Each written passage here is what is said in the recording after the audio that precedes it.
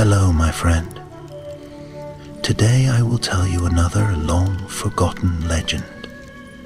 Close your eyes and let the magic transport you to Middle-earth. Our journey begins.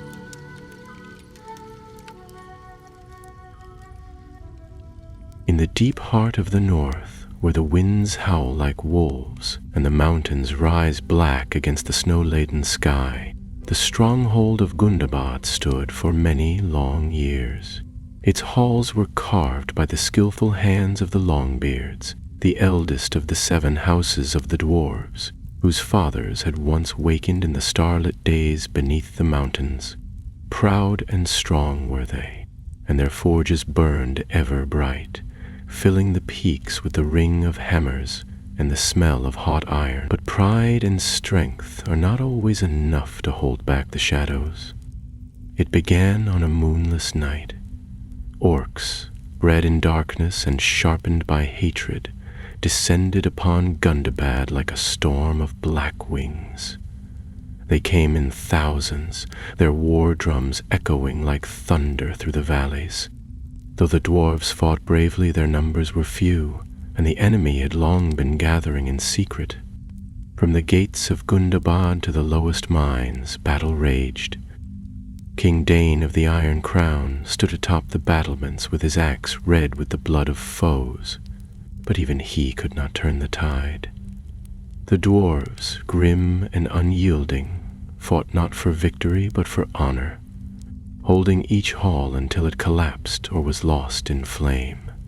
And when the fires died and silence fell, Gundabad was no more. Word of the fall spread swift across the northern realms. Ravens flew by night, carrying sorrow from kin to kin. In the halls of Thrain I, then ruling in the Grey Mountains, the news came with bitter weight. He was of the line of Durin, and though his heart burned to avenge his people, he knew the truth. The north was no longer safe. And so Thrain called a gathering of the clans beneath the cold stone arches of Gror Hall. Dwarves from every corner of the north came, smiths, warriors, miners, and lore keepers, bearing their burdens and their blades. The fire in the great hearth was dim, the voices hushed, for morning was still thick in the air. "There is no shame in retreat," Thrain said, his voice echoing through the gathering, "but there is danger in staying. The orcs grow bolder, and the lands grow darker. If we remain scattered, we will fall one by one. But if we journey south together, we may yet find safety, and perhaps a home greater than any we have known." Some muttered doubt, others stirred with hope. Then an aged lorekeeper named Vori Firetongue stood and told them of Khazad Dûm, the ancient realm of Durin the Deathless. "It lies still beneath the misty mountains, its gates shut and its forges cold," he said. "But its halls are wide, its mines deep, and its walls were built when the world was young. We were born there, and we may yet return."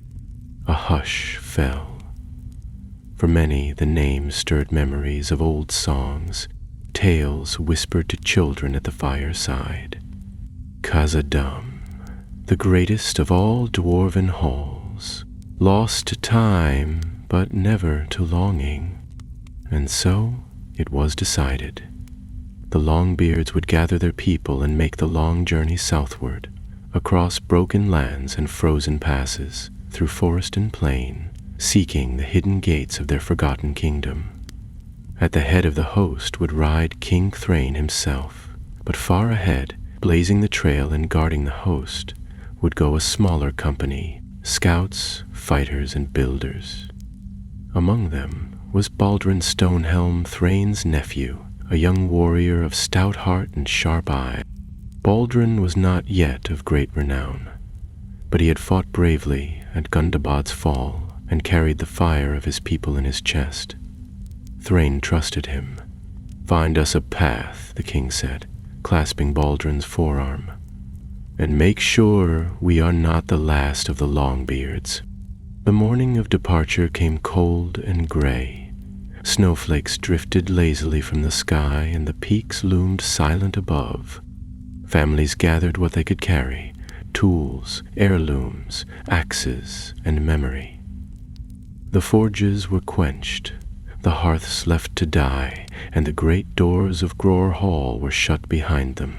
Baldrin rode at the head of the vanguard, a company of 20 dwarves sworn to clear the way. Among them was Orly Coalbeard, a grim warrior with a scar that ran from brow to beard; Mela Gemglint, a clever smith with a knack for traps; and Tovar, a quiet but sharp-eyed scout raised in the wilds. Together they were to find a road through the perilous wild, whatever creatures or shadows lay in wait. The first days passed quietly, though the cold was cruel and the mountains offered no welcome.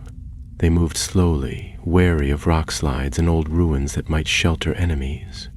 The peaks whispered at night, as if remembering ancient griefs. Once they passed a cairn of stones marked with old dwarven runes, perhaps a burial or a warning. No one spoke of it. But as they descended into the high valleys, trouble stirred. On the 6th day, as the company crossed a narrow pass between 2 frost-bitten peaks, Tovar raised a hand. He crouched low, inspecting the snow. "Tracks," he murmured, "heavy, broad, not orc." "Warg?" Orly asked. Tovar shook his head. "Troll, and not far ahead." Baldrin frowned. Trolls in these high places were rare, but not unknown. Still, they had no time for delay. "We press on," he said. "If it's just one, we'll drive it off." But it was not one. As the sun dipped low and the wind picked up, the dwarves entered a narrow ravine. Snow walls towered to either side. And then, with a rumble like falling stones, a shadow moved. The creature was vast, nearly twice the height of a man, with limbs like tree trunks and eyes like burning coals. A snow troll, white-furred and wild-eyed, bellowed from the cliff above and hurled a boulder down into their midst. The stone struck hard, cracking the ice and sending dwarves scattering. One of the company fruity cried out and fell, his leg crushed. "Shields!" Baldrin shouted, raising his axe. The troll leapt down, roaring, its breath steaming in the chill air. Mela and Orly were already moving, flanking it with practiced steps, while Baldrin charged from the front. The clash rang loud in the ravine. Steel struck hide, hide struck shield, and snow churned beneath their boots. For long minutes the battle swayed, but the dwarves were not made for retreat. Baldrin found his opening and drove his axe deep into the troll's side. With a final roar, the creature stumbled, then fell still. Silence returned. Only the wind howled. They bound Frodi's leg and built a sled for him from spare shields and rope. "We cannot turn back," Baldrin said. "Not now. We press on. Moria lies ahead." But even as they moved forward, a strange unease settled over the company.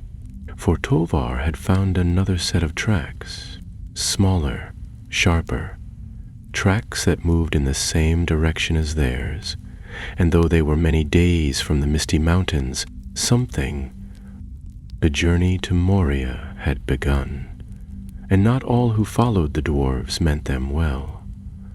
The company pressed onward, their breath misting in the cold morning air as they wound through the mountain valleys. The snow troll's attack had left them shaken but not broken, and though Frodi's injuries slowed their pace, none voiced complaint. They were dwarves, stone-hardy and proud, and they would see their task through to the end. Each night they set up camp in narrow gullies or beneath overhanging crags where the wind could not reach them. Fires were kept small and smoke well hidden. Tovar kept watch from the highest rocks, eyes scanning the distance like a hawk. He had not spoken much since finding the second set of tracks, but his gaze was ever alert, and his hand stayed close to the hilt of his blade. On the 9th day, as they reached the edge of the high country and looked down toward the southern vales, the snow thinned and the earth turned dark with pine and stone. A vast stretch of forest lay below, cloaked in winter fog, an ancient woodland known in the old maps as Duskwood, though few remembered the name. It was a place where light was slow to enter and slower to leave, and even in summer the trees whispered of old secrets. "We'll make faster time through the forest," Baldrin said, eyeing the path that wound into the trees. "The high pass is too slow for the host behind us. If we can find a clear trail, the others can follow before the spring thaw." Mila frowned as she adjusted her pack. "Forests have their own dangers, and this one looks unfriendly." Orly grunted. "Aye, but a wolf's bite is softer than a mountain's fall." They entered the wood before dusk. The trees were tall and twisted, their trunks gray and bark flaking like old parchment. Moss hung like curtains between the branches, and the air beneath was still and heavy. No birds called, no wind stirred. The snow fell gently, but did not touch the forest floor, as though the trees themselves forbade it. Baldrin ordered a double watch that night, and they circled their camp with low stones soaked in oil to be lit in warning. Still, sleep came uneasily. Tovar remained silent, his eyes fixed on the underbrush beyond the firelight. Sometime past midnight, a faint sound stirred the silence. Baldrin sat up at once. It was not the cry of a beast nor the snapping of a twig. It was a voice, soft, singing. He stepped outside the ring of firelight, hand on axe, and listened. The voice was low and lilting, in a tongue he did not know.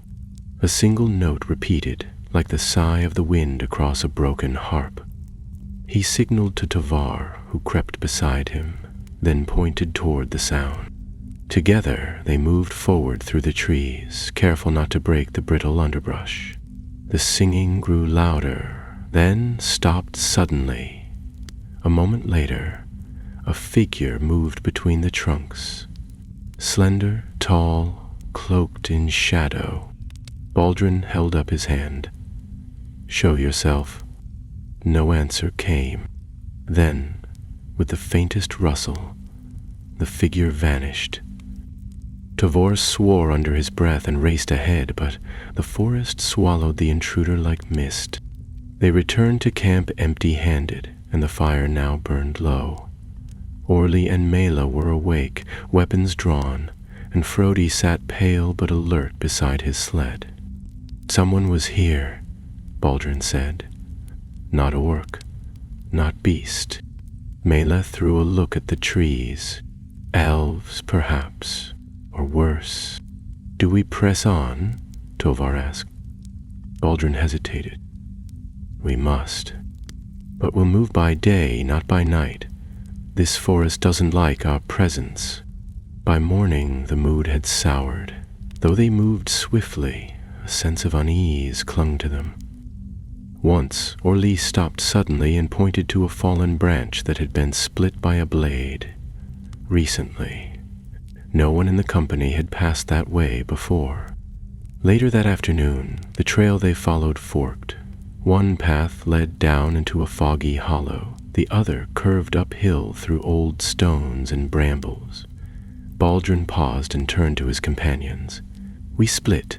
Mela, Tovar, you take the high road. Orly and I will scout the hollow. We'll meet on the far side before nightfall." They parted with little more than a nod. Each pair vanished into the trees, swallowed again by the forest. The hollow grew darker as Baldrin and Orly descended, the fog rising in curling tendrils around their knees. The air was thick and cold, and the trees here were twisted, like claws reaching down from the heavens. Orly sniffed the air. "Rot," he muttered. "Something's been buried here." Baldrin crouched by a strange mark in the ground, an old symbol carved into a stone, worn by time but unmistakable. A broken hammer crossed with a serpent. Not dwarven, not friendly. "I don't like this place," he said quietly. Neither did Orly, but they continued until they reached the heart of the hollow, a clearing surrounded by blackened trees. In the center stood a stone altar, ancient and cracked, half sunken into the earth. Bones lay around it, brittle and yellow. As they approached, something stirred behind them. A whisper, then a flicker of movement. Baldrin spun, axe ready. From the mist emerged not one, but 3 figures, hooded, lean and pale as moonlight. Their eyes glowed faintly, and they did not speak. "Wraiths?" Orly asked, voice low. "No," Baldrin replied. "Not yet, but close." The figures raised long, curved blades of dark steel, and the fight began. Baldrin met the first strike with a clang that rang through the clearing, his axe catching the blade and throwing it wide. Orly roared and barreled into the second, knocking it into the altar with a crash. But the third slipped behind them like smoke and struck fast. Baldrin cried out as the blade caught his shoulder. The pain was cold, unnatural. He turned and drove his axe upward in a sweeping arc, cleaving through the attacker's side. The figure hissed and fell, vanishing in a burst of black dust. The remaining 2 withdrew swiftly into the trees. Neither Baldrin nor Orly gave chase. Blood ran down Baldrin's arm, but the wound was not deep. Still, it throbbed strangely, as if touched by shadow. "We need to find the others," he said, gritting his teeth. When they reached the far side of the forest path, Meal and Tuvar were already waiting, pale and grim. "You saw them too," Mela said. 3, Baldrin confirmed. "We fought one," Tuvar said. "He bled black." "Scouts," Orly muttered. "Servants of something worse." Baldwin nodded. "They knew we were coming. We're not alone in these woods." As the sun set behind the distant peaks and the forest grew black once more, the company lit no fires. They sat in silence, weapons close at hand, eyes always on the trees. The road to Moria was growing darker with every step morning in Duskwood came slowly. The trees blotted out much of the light, and the mist that clung to the ground refused to lift. When the dwarves broke camp, they did so in silence, each still haunted by the encounter with the pale figures in the hollow. Baldrin's shoulder throbbed beneath the bandages, though he spoke no word of the pain. The wound was shallow, but it burned with a cold that felt deeper than flesh. Tovar led them along an overgrown path that wound between gnarled oaks and moss-covered boulders. They moved carefully now, always in pairs, never straying more than a few paces apart. The forest had grown quieter, and not in a peaceful way. It was the kind of silence that held its breath, as if waiting for something. By midday, they came upon an ancient dwarven road, long forgotten and half buried beneath roots and fallen leaves. The stones beneath their boots bore faded runes and the worn lines of old carvings. Baldrin knelt to inspect one of the stones. Though time and weather had done their worst, he could still make out the crest of Durin, a hammer above a crown. "This was once our road," he said, "long ago." Orly nodded, brushing dirt from another stone with his glove. "Then we're closer than we thought. Khazad-dûm can't be more than 2 weeks ahead." "Less, if the way stays clear," Mela added, though she didn't sound convinced. They followed the road southward, hoping it would lead them clear of the cursed wood. As they walked, Tovar occasionally paused to check for signs of the pale enemies, but the forest had swallowed their trail completely. Whether the strange figures had fallen back or simply melted into the trees, none could say. That night, the dwarves camped beside the broken remains of a stone archway. A stream ran nearby, and though the water was cold and sharp as glass, it was clean. The camp was quiet again, but less tense than before. Baldrin sat with Mela and Orly around the fire, unrolling one of the old maps they had brought from Grorhall. "We'll come out of the forest here," he said, pointing to a faded marking near the southern edge. "Then we follow the Anduin's upper course until we find the old stone bridge. After that, it's straight to the east gate. If it's still standing," Orly muttered. "A lot can happen in 1,000 years." Mela ran her finger along the map, then looked up. "What do we do if the gate's sealed? We've no tools to break through stone, and we can't risk digging." Baldrin folded the map again. "If it's sealed, we find another way. Durin's folk carved tunnels through half the mountain range. There's always another way." The fire burned low, and the company turned in for the night. Baldrin lay awake longer than the others, staring up at the canopy. The wound on his shoulder ached, and though he told himself it was nothing more than bruised muscle, he could not shake the memory of those glowing eyes in the fog.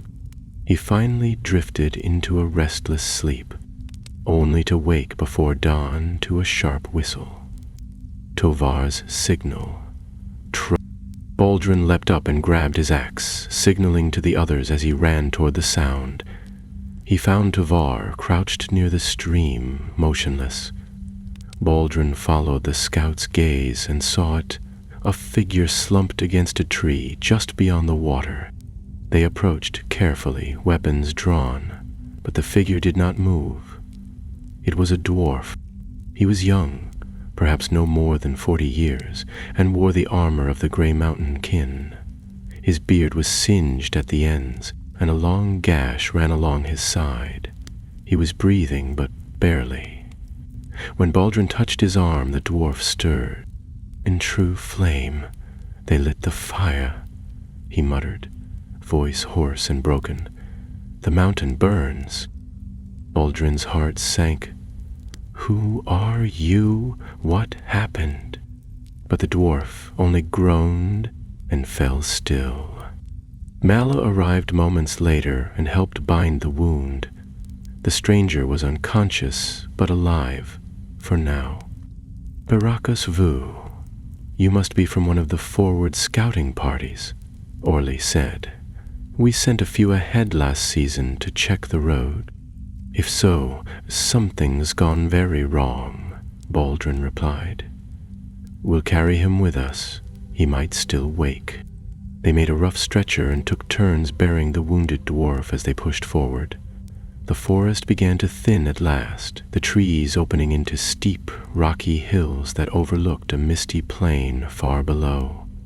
The sight of open sky lifted their spirits, but not for long. Before them lay the upper vales of Anduin, gray and cold beneath the winter sun. But where once the land was quiet and still, now smoke drifted from a far-off hill, curling into the air like a warning. "Someone's burning something," Orly said. "A camp." "No," Mela replied, her eyes narrowing. "That's not campfire smoke. That's too thick, too black."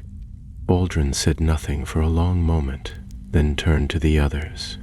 "We find high ground. We need to see what we're walking into." They climbed to a rocky outcrop overlooking the river valley. What they saw turned their hope to dread. The old stone bridge they had hoped to cross lay in ruins. Its central span collapsed into the waters below. Charred timber and broken carts littered the riverbank, and beyond it where the path to Moria once ran clear, smoke rose from a shattered outpost. Dwarven banners hung in tatters, and bodies lay strewn across the stone. No sign of orcs, Tovar said grimly. But this wasn't wind or time. This was war. Baldrin clenched his fists. They were waiting. They struck before we even arrived. He looked down at the wounded dwarf, who now stirred faintly in his sleep. If they didn't find shelter or help soon, the stranger wouldn't survive. And if the bridge was truly lost, the path for the rest of the host behind them was gone as well. We need another way across the river, Baldrin said at last, and we need to find out who, if anyone, survived that outpost. The sun began to sink behind the hills, casting long shadows across the valley. The smoke still rose. The path to Moria, once thought hard but clear, had turned into a twisted road of fire and ruin, and somewhere beyond the mist, something watched them still. The valley was quiet beneath the pale winter sky, but the silence no longer felt like peace. It was the hush after violence, a stillness that followed the clash of steel and the roar of fire. From their perch on the high rocks, the dwarves could see the ruined bridge and the scorched remnants of the outpost that had once guarded the pass to Moria. The Anduin flowed steadily below, its gray waters churned with the wreckage of broken beams and shattered stone. Baldrin lowered his spyglass and turned to the others, his face grim. We go down at first light. I want to reach the outpost before any carrion beasts do. Orly looked out over the valley, his brow furrowed. The water's swift. Even if we find a place to ford, it'll be risky with the wounded. We won't leave him behind, Mela said, already checking the straps of the stretcher. He's one of ours. Baldrin nodded. And if the others were attacked, there may be more survivors. We'll search the ruins first, then we find a way across. They camped in a shallow cleft beneath the rocks, keeping their fire low and hidden. The cold gnawed at their bones, but none complained. The wounded dwarf stirred twice in the night, muttering in his fevered sleep, but he did not wake. Tovar took first watch and kept his gaze on the woods behind them rather than the river below, for he felt, as they all did, that eyes still followed them from the trees. Dawn came slow and gray, the light creeping like smoke through the mist. They set out in silence, descending the narrow trail that led from the ridge to the valley floor. The path was steep, and twice they had to lower the stretcher by rope, but by midday they reached the riverbank. The broken bridge loomed ahead, a carcass of stone and iron, its arches collapsed and half submerged. The water here was dark and deep, but downstream, where the river widened, the current looked gentler. Baldrin led them along the bank toward the smoldering remains of the outpost. As they approached, the scale of the destruction became clear. The outpost had been small, no more than a fortified tower and a few stone houses, but now it was no more than scorched ruin. The tower's top had collapsed, its stones blackened by flame, and the surrounding walls were pocked with scorch marks and deep gouges. Axes and arrows lay scattered among the fallen. No banners stirred. No watchman called. They moved cautiously among the ruins, stepping over rubble and ash. Orly found the first body, a dwarf clad in burnt armor, an axe still clutched in his blackened hands. Mela knelt beside him, closing his sightless eyes and muttering a quiet prayer. Baldrin moved further in, searching the collapsed houses and stone sheds. At last, behind a shattered cart, he found a survivor. She was crouched beneath a heap of broken timbers, blood dried on her face and a dagger in her hand. When he approached, she lunged, but her movements were weak and unsteady. "Easy," Baldrin said, kneeling. We're friends, dwarves of Grorhall. She blinked, her eyes cloudy with pain. You're real? Willer, you're safe now. She sagged, the dagger falling from her fingers. Orly and Mela joined him, and together they freed her from the wreckage and gave her water. Her name was Kella Firedelver, a soldier from the advance host sent weeks before.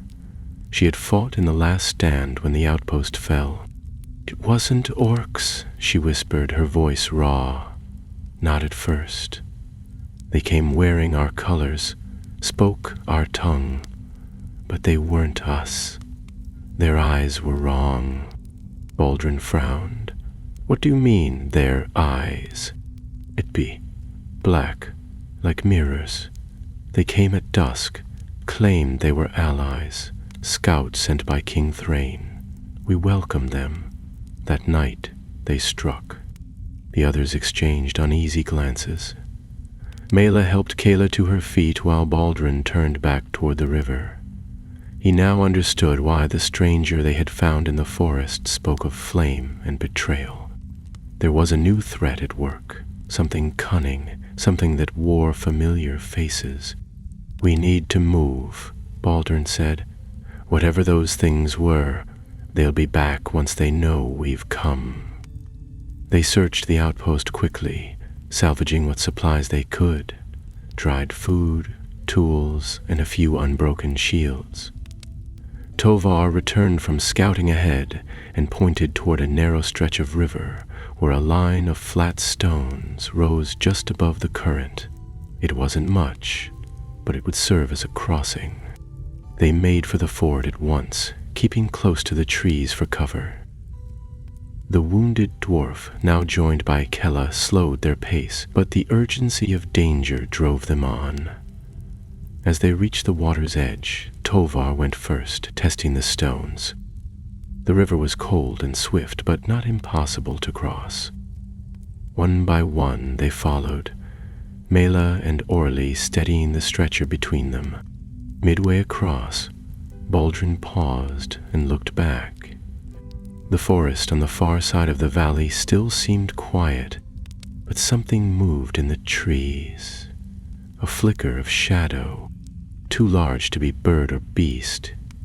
He watched a moment longer, then turned and crossed the final stretch of river. They made camp that night on a high bluff overlooking the valley. With the outposts behind them and the mountains ahead, they were now deep in the wild. Keela told them what she could. Her company had left the Grey Mountains a month before, part of a small advance force meant to prepare the way to Moria. But someone or something had known their route. The impostors had struck first, and the rest had followed in fire and ruin. Baldrin sat apart from the others, staring into the fire. The enemy was no longer just orcs or beasts from the deep places. There was something else, something clever enough to deceive, strong enough to kill, and bold enough to do so in open ground. And it was waiting for them in the path ahead. Behind them, King Thrain and the host of the Longbeards were still on the march. Thousands of lives, hundreds of families, and all the hopes of their kindred were bound to this journey. There was no turning back. Baldrin drew a map from his pack and studied the line that led from their current position to the gates of Moria. The road was short, but filled now with uncertainty. He knew the halls of Hazad-dûm might offer safety, but only if they were still unclaimed. And if not, the dwarves might be walking into a trap far greater than anything they had yet faced. As the fire crackled and the stars wheeled above, the mountain loomed ahead, vast and silent. Moria, ancient and deep, called to them across the darkness, and something within was listening. The morning came colder than the last, with frost gathering thick on the bedrolls, and a bite to the air that seeped through cloaks and armor. The dwarves woke stiff and quiet, rising from their makeshift camp above the valley. Though the night had passed without attack, the unease had not lifted. The fire had burned low and had been watched through every hour, for none trusted the silence of the wilds any more. Baldrin sat with the others, finishing a breakfast of hard bread and smoked fish. He spoke little, his thoughts turned to the map unrolled across a flat stone before him. A red line traced their path from the northern mountains, winding through the high passes, and now south, toward the place where the old road once met the east gate of Moria. The gate itself was still a mystery. Some tales said it had been sealed after the fall of Durin's line, others that it had merely been hidden, waiting to be found again. What none knew was who, or what, might now dwell behind it. Kella sat nearby, her wounded arm bandaged and her face pale but determined. She had refused to rest another day, saying that the closer they were to the mountain, the better chance they had of warning those who still marched behind them. The wounded dwarf, whose name they had learned was Renar, was in worse shape. He had not spoken since the first night, though Mela and Orly had done what they could for him. He moaned in his sleep and twisted with fever, caught in some dream that would not let go. They broke camp at first light, following a narrow path along the river's edge, where the cliffs rose steep on their left and the plains opened wide to the east. It was treacherous ground, uneven and scattered with frost-slick stones, but it kept them hidden from view. As the sun climbed higher, the wind picked up, and a low howl echoed across the rocks. Mela tightened her cloak. "That's not wind." Tobar stopped ahead, crouching low beside a stretch of churned mud. He touched the tracks with careful fingers, then looked up. "Walk back, at least 5, moving north." "Are they tracking us?" Baldrin asked, stepping forward. "Hard to say, but they crossed the river. That's not something wild beasts do without reason." Baldrin nodded, his face darkening. "Then we stay off the open trail. If they're hunting, they won't be alone." They veered west, cutting through a thin stretch of pine and over a rise that brought them at last to the first true sight of their destination. There, nestled in the crook of the mountains where the cliffs turned sheer and black, stood the shadowed entrance to Moria. Khazad-dûm, the ancient city of the Dwarves, hidden behind centuries of stone and snow. Even from a distance they could see the broken road leading to the gate, half buried and twisted by time, and yet the mountain itself stood still and strong, unchanged by the years. Orly stopped and stared. "I never thought I'd live to see it." Mela exhaled slowly. "It's real." Baldrin looked upon it with awe and something else, something close to dread. The gate was dark, its doors shut and covered in ivy and stone dust. No torches burned, no sentries stood watch. Yet he felt, somehow, that the mountain was not empty. They reached the outskirts by late afternoon.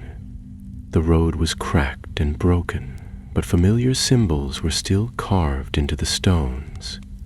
Runes of welcome, of warning, and of the House of Doran.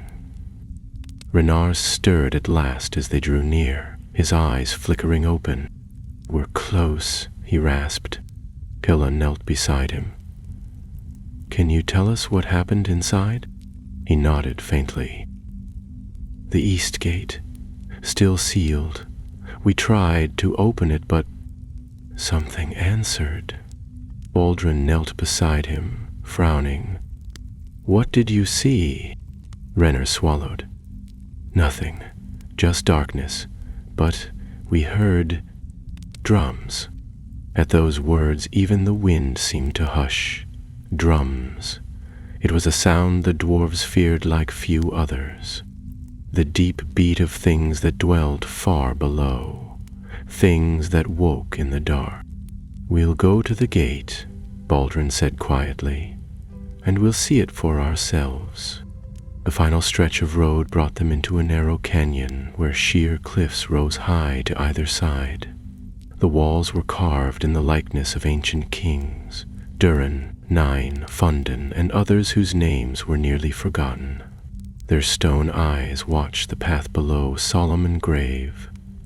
At the end of the canyon stood a great wall of black stone, half covered in lichen and cracked by time. Within it, a door, a pair of mighty panels etched with faded runes and sealed tight. The east gate of Moria. The company stood before it, silent. Baldrin stepped forward and placed a hand against the cold stone. It did not move. No lock could be seen, nor handle, nor hinge. There's no sign of battle, Mayala observed, glancing around. No bodies? No welcome either, said Orly. If this place was ready to receive us, we'd see torches burning, doors open, not this. Tovar was scanning the cliffs. If there's something waiting inside, it's not making itself known. Baldrin turned to Kella. Your company tried to open it. How? She pointed to a small inscription just beneath the carved crest of Durin. We spoke the names of the kings, the old words, but nothing happened. Then we heard the drums. Baldrin stepped back, staring at the gate. He could feel the weight of stone behind it. Ages of silence, thick with the dust of time. And yet he could not shake the feeling that something was listening. Not just waiting, but, oh, we'll camp here tonight, he said at last. Set watches in shifts, no fire, no noise. The others nodded and began to set their packs down, choosing positions along the canyon walls that offered cover. Mela checked Renar's bandages again, while Orly sharpened his axe with short, deliberate strokes. Kayla sat near the gate, staring at it as though trying to remember something just beyond reach. Baldrin sat apart, watching the shadows grow long as the sun dipped below the peaks. In the silence he listened, straining not with ears but with instinct. At first there was nothing, just the wind and the creak of leather, but then, just as the stars began to prick the sky, he felt it. A sound, so faint it could hardly be called a sound, a distant thump, like a single heartbeat beneath stone. He did not speak of it, not yet, but he knew what it meant. Something was moving beneath the mountain, something old. The night passed slowly, stretched thin by fear and the weight of expectation. The company kept their vigil in silence, eyes fixed either on the great gate of Khazad-dûm or on the darkened path behind them. Not one of them slept deeply, for each kept half an ear open for the sound Baldrin had heard. A heartbeat beneath the mountain, low and steady, as if the stone itself breathed. Morning arrived, pale and gray, the sun rising reluctantly above the snowy peaks. The east gate remained as it had been, unmoving and silent, its black stone untouched by time. It looked like nothing more than an enormous slab pressed into the mountainside, and yet all knew that within lay one of the greatest cities ever built by dwarfkind. They ate quickly and in silence. No fire was lit, though the air was bitter. Kella rose stiffly and pointed toward a narrow stair cut into the cliff face beside the gate. There's a watchtower above, she said. It overlooks the gate and the valley. We used it when we scouted the road ahead. Baldrin nodded. We'll go up in pairs.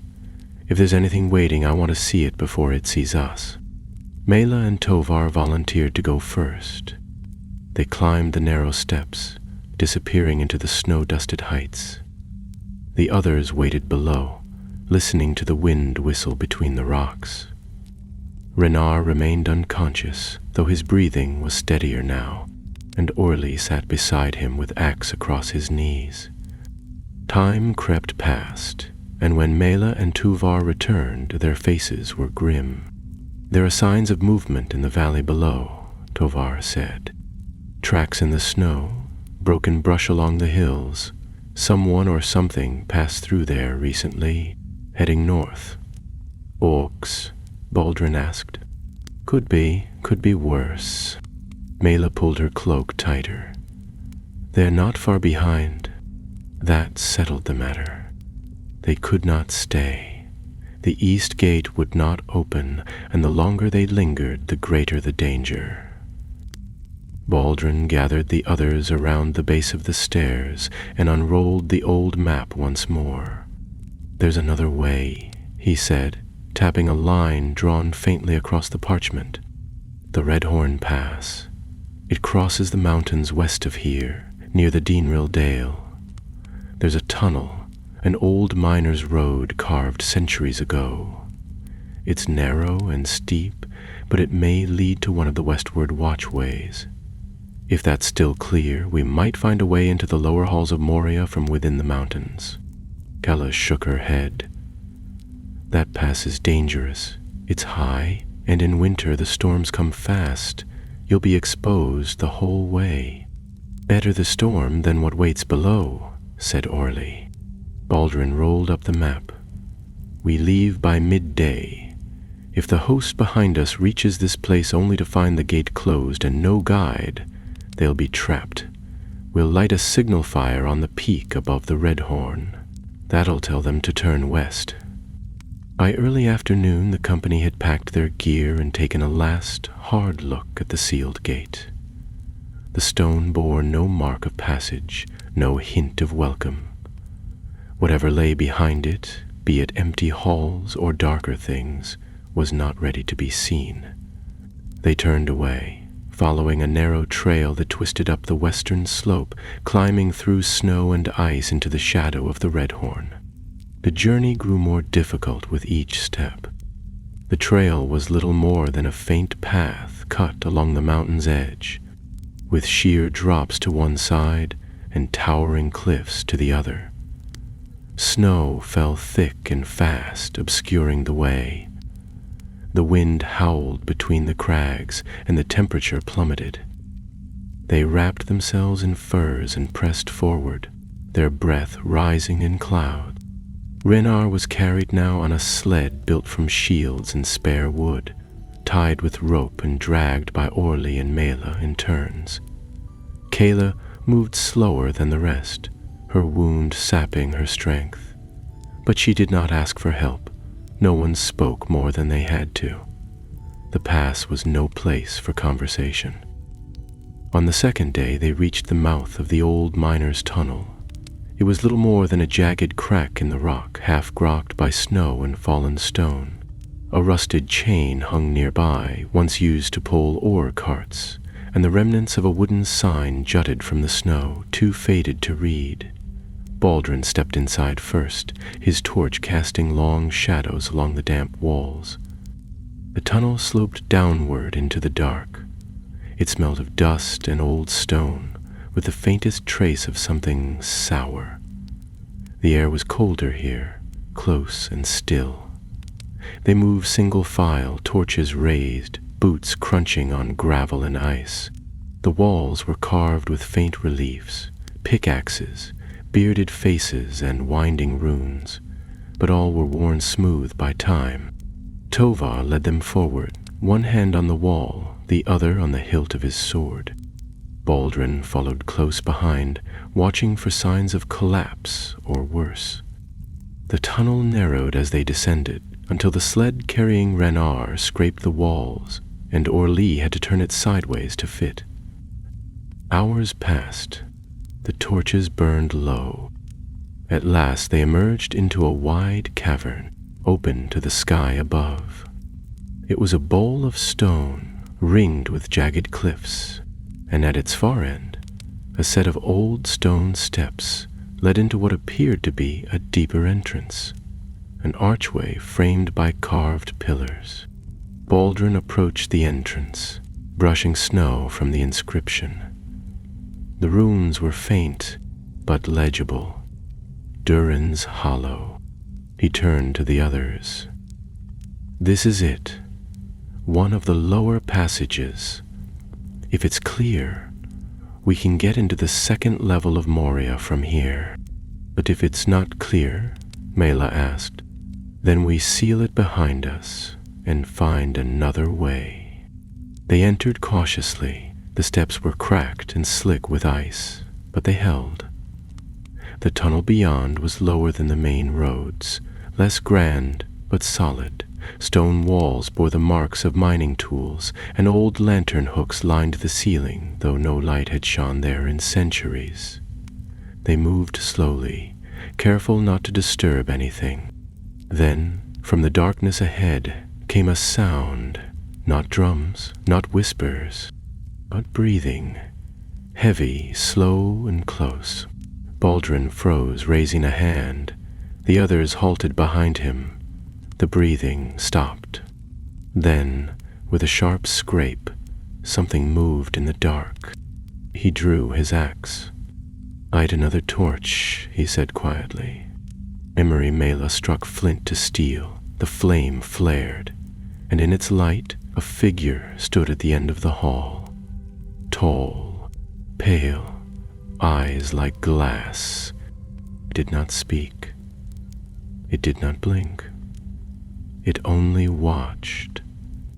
Baldrin stepped forward, his voice steady. "Who are you?" The figure tilted its head, then smiled. But the smile was wrong. The torchlight flickered against the walls, casting restless shadows across the ancient stone. The figure at the end of the hall stood motionless, as if carved from the very rock around it, and though its face bore the shape of a man, or something like one, there was no warmth in its expression. The smile stretched too wide, and its eyes, black and glossy like onyx, reflected no light at all. It wore a tattered cloak that might once have been dark green, now faded and torn, hanging from its narrow shoulders like a shroud. Baldrin did not lower his axe. He stepped slowly forward, never turning his eyes from the stranger. "I asked your name." The figure cocked its head as though pondering the question. Then it spoke, not aloud but within the minds of those who stood there, a voice cold and smooth as polished ice. "I have had many names, few matter now, but you may call me the Watcher." At once Mela drew her dagger, and Orly stepped between the sled and the stranger, shielding Renar and Kella with his broad shoulders. Tovar reached for a second torch and lit it quickly, casting more light into the hallway, but it seemed to shrink against the presence of the Watcher rather than grow stronger. Baldrin narrowed his eyes. "This is Dwarven land. You have no place here." "I was here before your kind returned," the voice replied, calm and unhurried. "I saw the flames of your outpost from the mountain's eye. I felt your kin die beneath my feet. You seek to reclaim these halls, to wake old things best left sleeping." The others exchanged glances, their grips tightening on their weapons. Baldrin's voice was steady. "We came to take back what was ours.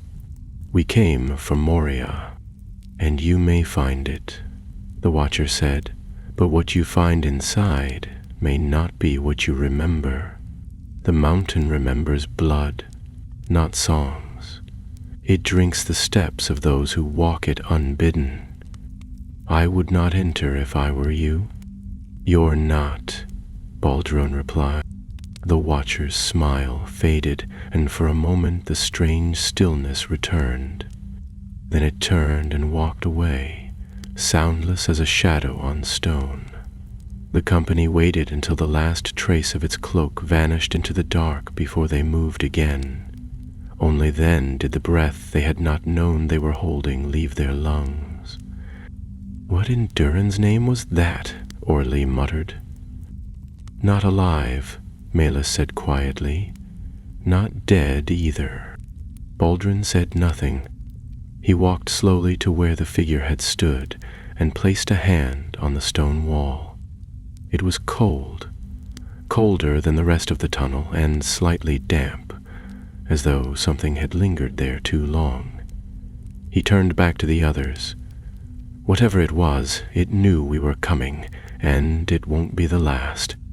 They pushed deeper into the passage, their torches burning brighter now, casting back the shadows that seemed to press inward from every direction.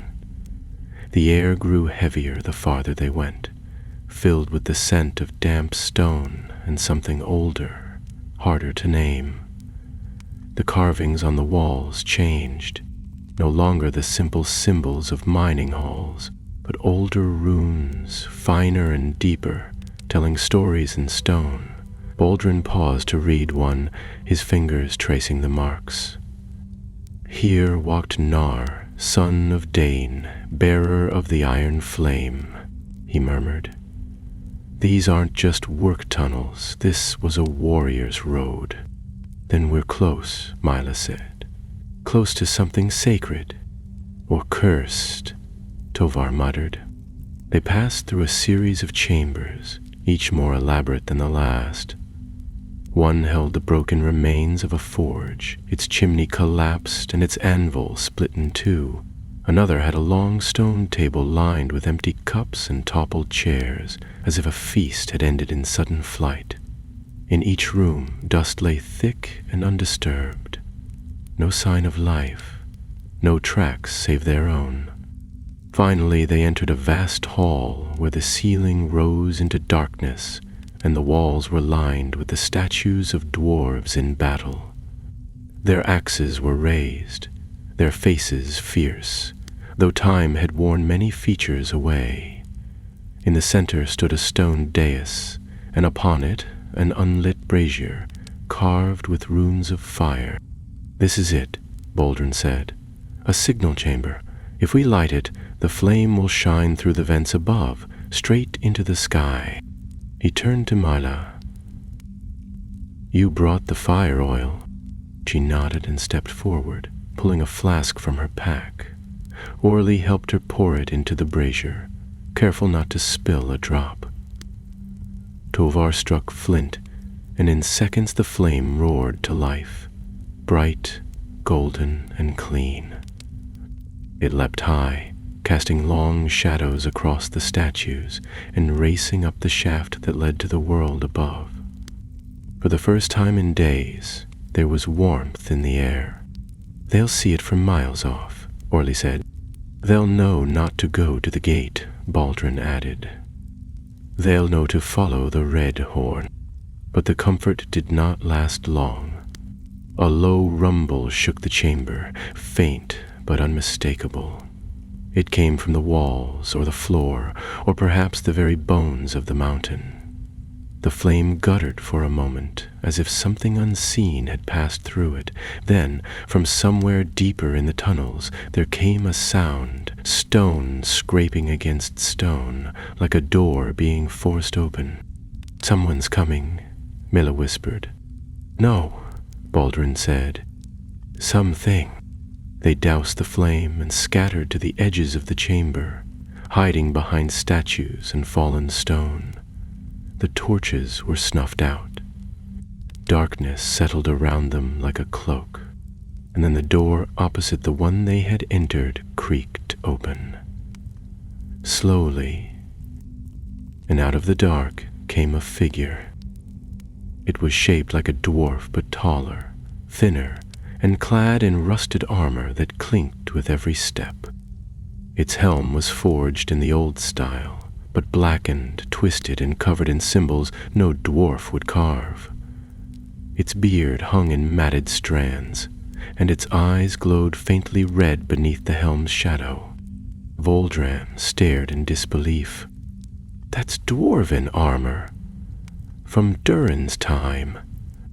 Mela stepped beside him, her voice tight. But that's not a dwarf.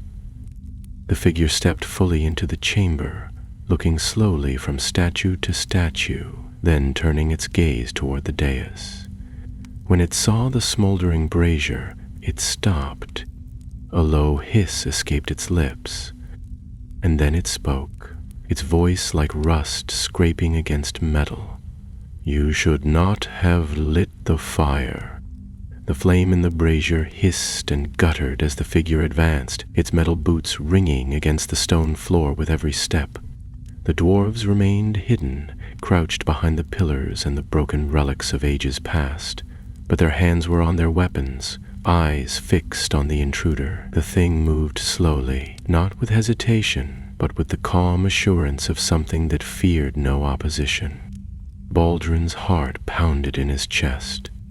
He could hear it as clearly as the clink of armor, but he kept his breathing steady, his eyes never leaving the figure.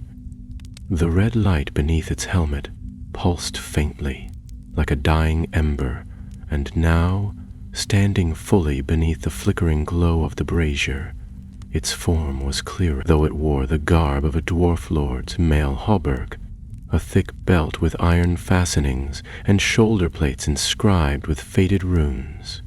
There was something undeniably wrong about it. The proportions were stretched, its limbs slightly too long, and the air around it seemed colder, as if its very presence drained warmth from the room. A voice came again, rasping, distant, like wind through a grave. "The line of Durin is dead. The mountain does not belong to you." Orly, still hidden beside a broken pillar, growled under his breath. "Liar?" Baldrin raised a hand to silence him, but it was too late. The figure's head turned sharply, its gaze sweeping the shadows. "There are others," it said softly, almost with amusement. "Come, let us speak plainly." Tovar stepped out first, sword drawn but held low. "Who are you?" he demanded. "Name yourself." The figure tilted its head slightly, the glow from its eyes intensifying. "Names are for the living," it said, "and I have not been among them for many long years. But once I was Maldun, son of Brock, captain of the gate wardens of Khazad-dûm." Baldrin stepped out beside Tovar, his voice steady despite the chill creeping into his limbs. "Maldun is a name of honor. If you bear it truly, then stand down and speak as one of our kin." "I bear it still," the thing said, "but I do not stand with you. I am bound, as are many others, to the darkness that has taken root deep beneath the mountain. When Durin's line fled, it came, and now we are neither living nor dead. We are the Watchers." The others emerged slowly, weapons drawn but not raised. Mela stood near the brazier, while Orly kept a hand on Kayla's shoulder, shielding her from view. Renar lay still on the sled, though he stirred once, murmuring something too faint to catch. Baldwin's grip on his axe tightened. "You speak of the darkness as if it has a will, a voice. What is it?" Maldun took another step forward, and the air grew colder. "You will know it if you wake it. Some call it shadow, some call it flame. It lies coiled deep in the roots of the world, feeding on what we once were. It took me first, then others. We walk the lower halls now, hollow and bound." There was a long silence. No one spoke, no one moved. Mila broke it at last. "You said the fire should not have been lit. Why?" "It is a beacon," Maldun said, "not only to your people. It calls to all who remember the old fires. Some seek hope. Others seek vengeance, but there are worse things than either that hunger for the light." Baldrin turned to the others. "We can't stay. We've done what we came to do. The host will see the fire and take the Redhorn path. We need to seal this place and move." Maldun's voice deepened, the red light beneath his helm flaring. "There is no escape, not once you've entered. The mountain does not forget.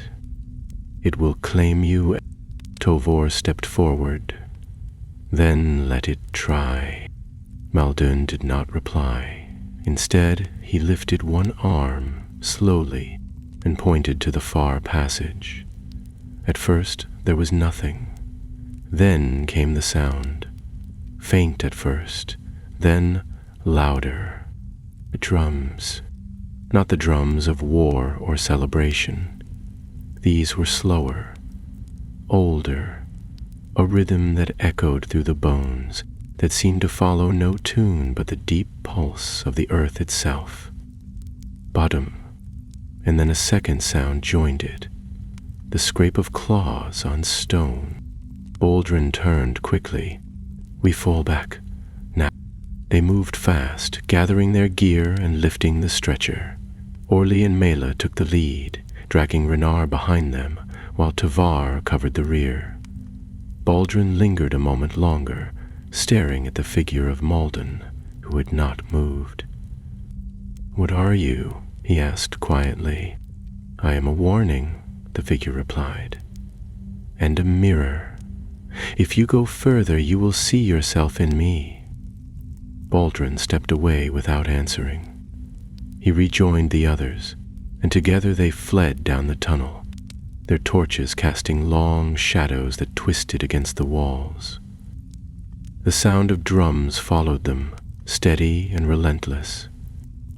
Somewhere behind they heard a shriek, high and shrill, like metal bending under pressure. They didn't stop until they reached the outer cavern once more, gasping for breath, the cold wind of the mountains rushing down upon them. The sky was dark now, stars beginning to bloom overhead, but the red-horn peak shone faintly in the starlight, a silent guardian watching over the land. Baldrin looked up. The fire had burned brightly from the signal shaft. The others would have seen it. They would know to take the western pass. He had done his part. And yet, as he stared into the blackness behind them, he knew it was not over. The drums had not stopped. The shadow had stirred. And Moria, lost and legendary, had begun to wake. The wind off the red-horn peak grew sharper as the company descended from the mouth of the tunnel, their boots crunching over the thin crust of snow that had settled during the night. Though the signal fire had burned, though their task had been fulfilled, there was little joy in the descent.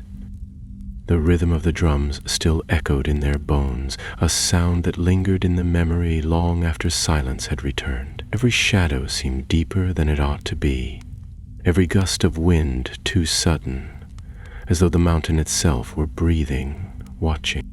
Renar had grown pale, his fever worsening despite Mela's efforts. The sled jerked along behind them as they followed the narrow path skirting the edge of the cliffs. Kella, though stronger now, moved with a stiffness in her limbs that had nothing to do with the cold. She said little, keeping her eyes on the trail, but Baldrin noticed how often she looked back toward the tunnel they had fled. By mid-morning they reached a crag where the snow had been blown away, revealing a stretch of bare rock and twisted pine. There they paused to rest. Orly dropped to one knee beside the sled and peeled back a blanket to check on Renar, frowning as he felt the heat beneath the younger dwarf's skin. "He's burning up," he muttered, "and his breath's gone shallow." "We'll have to make camp again tonight," Mela said. "There's no chance of getting him down from this height safely before nightfall." "We can't camp near the tunnel," said Tovar, his eyes sweeping the ridge above. "The drums may be silent, but that thing, that watcher, might not be the only one down there, and I don't think it meant to scare us. I think it was marking us." Balder nodded slowly, then turned toward the valley to the west. Beyond the broken clouds and distant snow, the lowlands shimmered faintly in the light. If the rest of the host followed the beacon, they would take the winding path through the Dimrill Dale and come to the western slopes within days. But that same trail led close to the heart of the mountain, too close if something had truly awakened below. "We go west," he said firmly. "We'll find a ridge high enough to keep watch. If the host is on the move, we'll see their approach. If anything comes after us, We'll be ready." They moved on, slower now, the trail descending into a stretch of pine forest clinging to the mountainside. The trees groaned in the wind, and snow fell in thick clumps from the boughs, breaking the quiet with sudden crashes that made everyone reach instinctively for their weapons. The tension was wearing on them, and Baldrin could see it in their shoulders, hear it in their breathing. By twilight they found a place to rest. A shallow cave half hidden by a curtain of ice, its floor dry and its mouth narrow enough to defend. Mela and Tovar gathered dead branches from nearby and kindled a fire within, careful to shield the light with their bodies and rocks. Orly set Renar down gently, wrapping him in thicker furs and placing a heated stone at his feet. Kella huddled near the flames, her face still drawn with fatigue, but there was color in her cheeks again, and she managed a tired smile when Baldrin offered her a slice of dried venison. The cave was quiet for a long time. The flames flickered gently, casting orange light over the stone walls. Outside, the wind moaned softly through the trees, but there were no distant shrieks, no thunder of drums. For the first time since the bridge, there was peace. But peace in the mountains never. It began with a rustling, soft, subtle, like pine needles brushing against fur. Tovar was first to hear it. He stood silently at the cave mouth, ears straining, and when the sound came again, closer this time, he turned to Baldrin with a grim look. "There's something moving out there." Baldrin rose at once, drawing his axe. The others followed, falling into silent formation. Kella took Renar's blade and crouched near the fire, shielding the wounded. Mela doused the flames with snow, plunging the cave into semi-darkness. They waited. The sound grew louder. Then, just beyond the circle of trees, shadows began to shift. Shapes moved between the trunks, low, fast, and silent. Tovar knelt beside the opening and lifted his bow. Baldrin counted at least 4. No more than wargs, perhaps, but their speed, their silence, was unlike any he'd seen before. When the first one lunged from the trees, it came without a growl or roar, landing in the snow like a specter. Its fur was black and matted, its eyes pale and lifeless. Tovar loosed his arrow, striking it cleanly in the throat. The beast dropped, twitching once, before falling still. The second and third came together, rushing the cave mouth. Orly met them with his axe, one blow cleaving through a skull, the other catching the second beast in the flank. Mela followed with her dagger, driving it deep beneath the creature's jaw. The last came from the side, darting around the rocks toward Kella and Renar. Baldrin moved faster than thought, placing himself between the beast and the fire, and struck with both hands. His axe bit deep, and the creature collapsed at his feet. The forest fell silent again. They waited a moment longer, but no more followed. Mela checked the perimeter. "They're gone." Orly knelt beside one of the bodies, frowning as he inspected the beast. "These aren't wild wargs. Look at the eyes, clouded, like they've been dead for days." "Abel weren't hunting," Tovar added. "They were sent." Baldrin nodded, his expression grim. "It's begun." Kella looked up from beside the fire, her voice steady despite the pale fear in her eyes. "What's begun?" Baldrin stared into the trees. "The shadow has noticed us. Whatever sleeps in the depths of Moria, it knows we're near." They buried the beasts beneath stones, said no words over the mounds, and returned to the fire in silence. Sleep came late and fitful. Each one dreamed of drums and darkness, of long halls filled with bones and doors that breathed. And through it all ran the voice of the Watcher. calm, cold, and certain. The mountain does not forget. The wind carried the scent of snow and old pine as the company broke camp the next morning. They had slept little, and what rest they managed had brought them no comfort.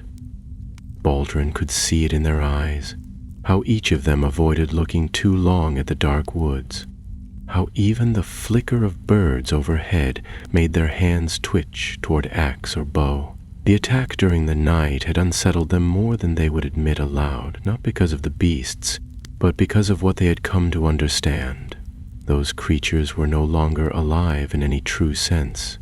They had moved with purpose, without fear, and whatever guided them had a mind not far from here. Renar remained unconscious, but his fever had broken. Mela took it as a sign that the worst had passed, though Baldrin noticed how her hands trembled slightly as she checked his pulse. She had been brave through every danger, but even she was beginning to wear thin. They all were. Still, they moved on. There was no choice now. If the host of their people was to arrive at the western slopes of the mountain within the week, the company had to be there first. They had to find a safe place where the others could gather and rest before entering the mountain, or choose another path entirely. They left the cave in silence and continued west, following a ridge trail that offered a broad view of the lowlands below.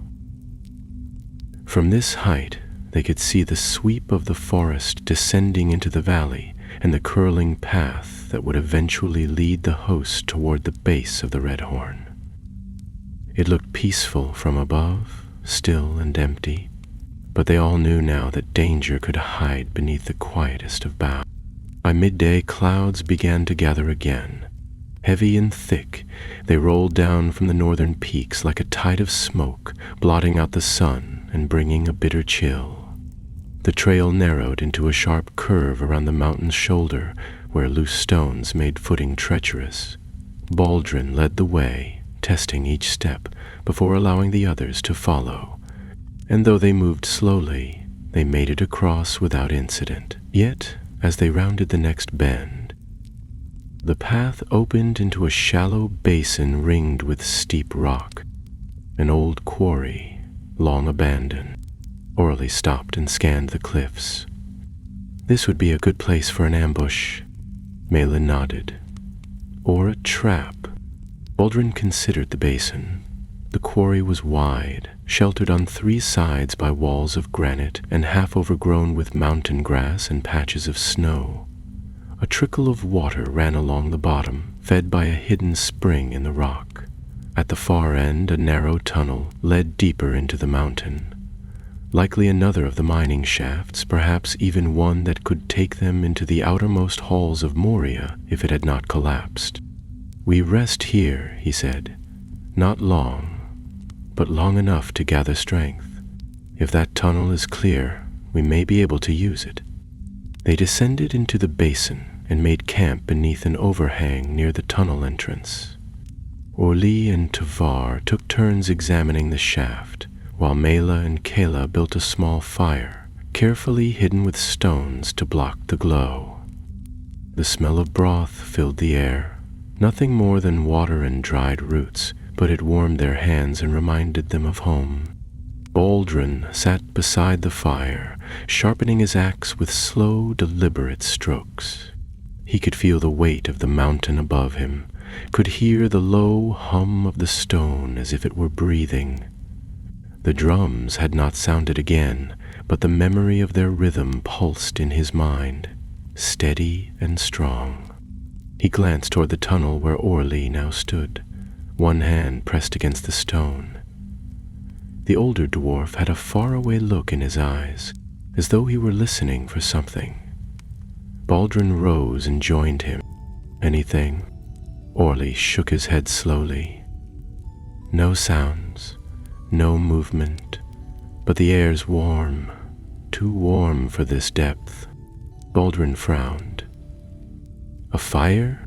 Possibly, or something else." They returned to the others and shared a brief meal in silence. As they ate, the clouds overhead thickened into a slate-gray sky, and the first flakes of snow began to fall, soft and quiet. Mela wrapped her cloak tighter and leaned toward the fire. "We'll be snowed in by nightfall. Then we explore the tunnel now," Baldrin said. "If it's clear, we move. If not, we wait out the storm and double the watches."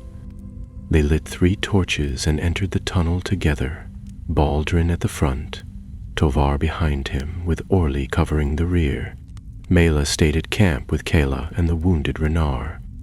The tunnel was low and curved, cut by ancient tools and left unfinished in places where veins of rock had proven unworthy.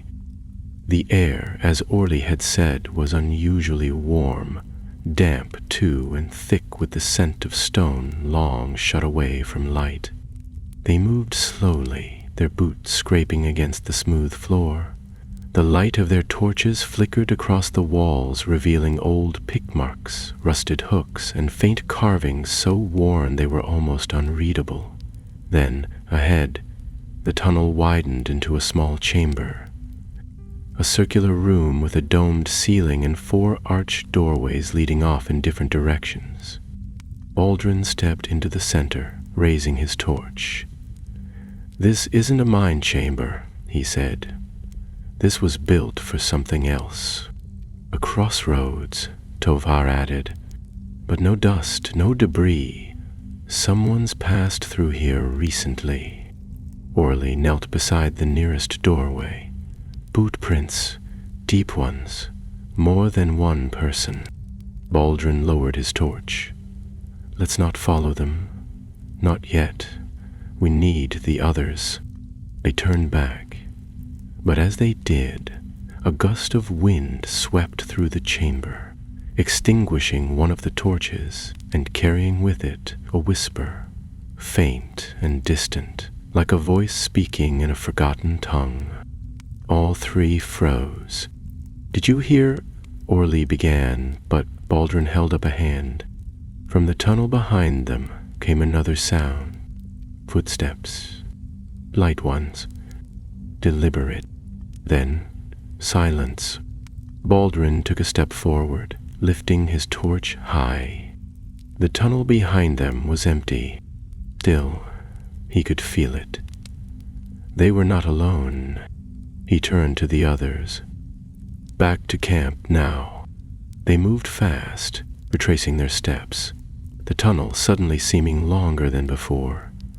When they emerged into the basin, the snow was falling harder, and the sky had gone from gray to nearly black. Mela looked up sharply as they returned. "What happened?" "Someone's down there," Baldrin said. Tovar glanced over his shoulder. "It didn't follow, not yet." "We seal the tunnel," Baldrin said. "Whatever's inside, it stays there." They worked quickly, pulling loose stones from the quarry walls and building a barrier across the entrance.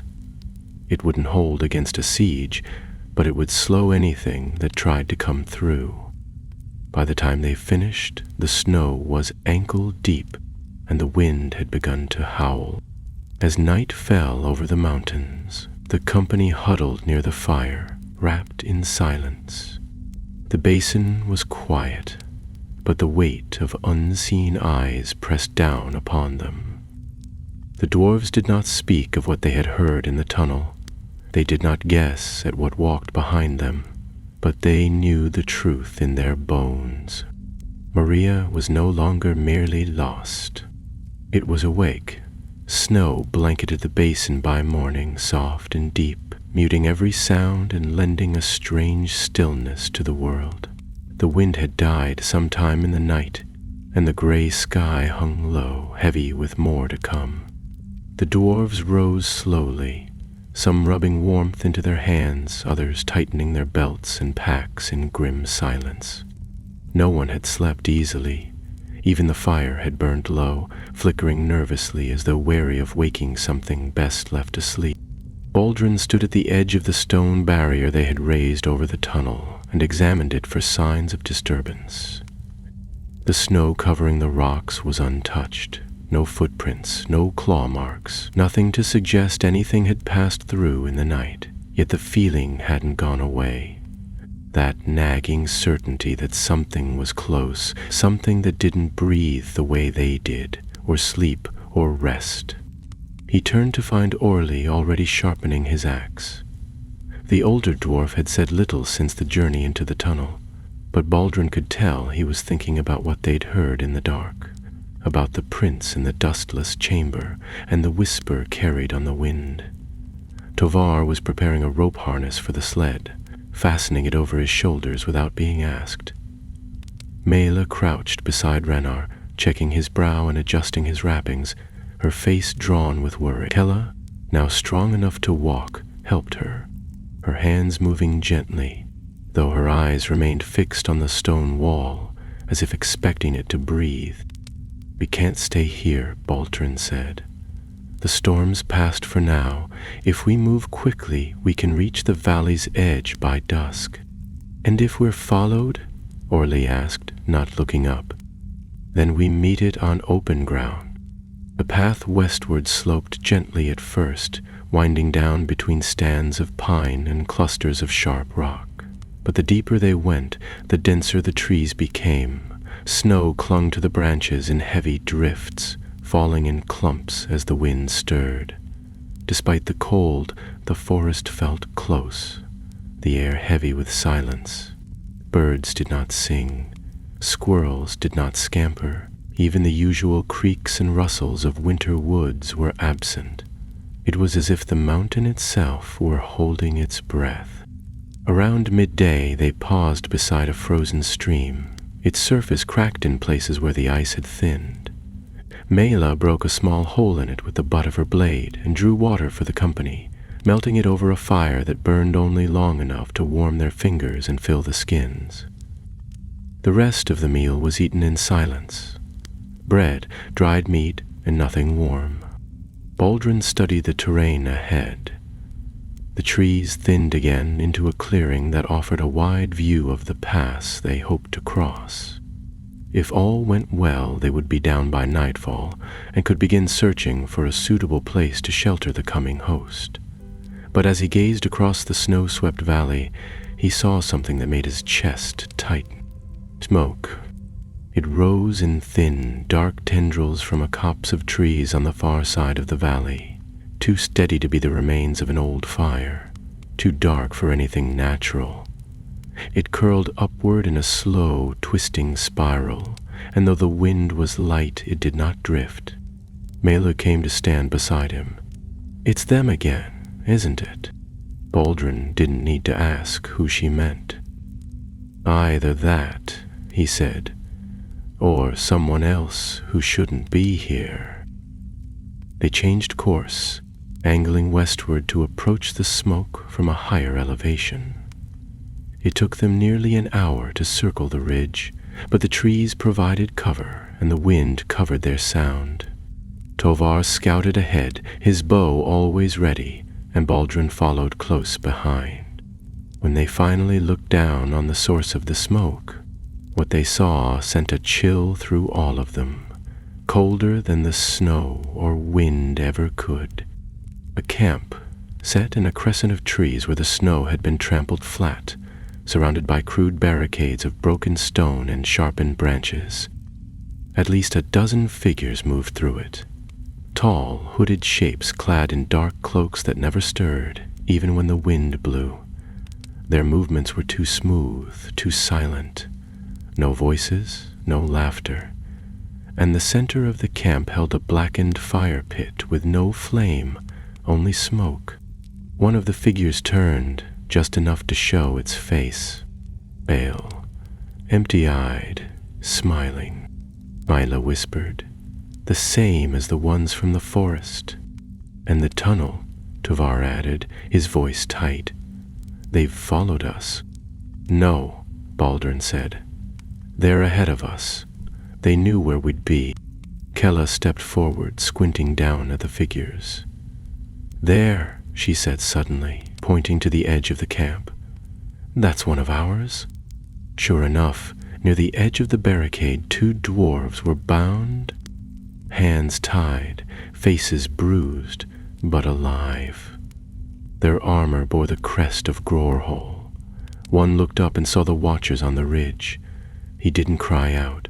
He didn't wave. He only stared, his eyes wide with silent pleading. "We have to get them out," Meili said. "If we try, they'll know we're here," Tovar said.